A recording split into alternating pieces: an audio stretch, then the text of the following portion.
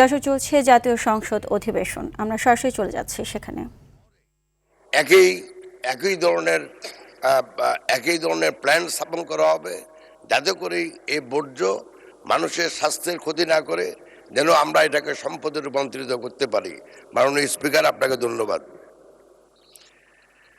তারকা চিহ্নিত প্রশ্ন 442 মাননীয় সদস্য মোহাম্মদ আব্দুস সাত্তার, নীলফামারী 1 উত্থাপন করুন। জি, মাননীয় স্পিকার, আপনাকে ধন্যবাদ। আমি আব্দুস সাত্তার, 12 নীলফামারী 1 ডোমার ডিমলা।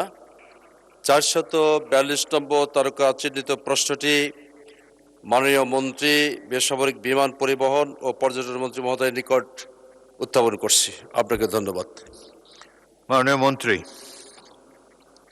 মাননীয় স্পিকার, আপনাকে ধন্যবাদ জানাচ্ছি মাননীয় সংসদ সদস্যকে প্রশ্নের জন্য। মাননীয় স্পিকার, নীলফামারী 1 আসনের ডোমার ও ডিমলা উপজেলার দুটি সমৃদ্ধ ইতিহাস ও ঐতিহ্যমণ্ডিত সীমান্তবর্তী উপজেলা। ডোমার উপজেলায় চিলহাটি বন্দর, ময়নামতির গড় এবং ডিমলা উপজেলায় তিস্তা ব্যারেজ, বালাপাড়া বুরুজ প্রভৃতি স্থানে পর্যটনের সম্ভাবনা রয়েছে। দেশের পর্যটন সম্ভাবনাময় সকল স্থানকে নিয়ে মহাপরিকল্পনা প্রণয়নের কাজ হাতে নেওয়া হয়েছে। মহাপরিকল্পনা চূড়ান্ত হলে পর্যটনের সুষম উন্নয়ন নিশ্চিত করা সম্ভব হবে। ধন্যবাদ মাননীয় স্পিকার।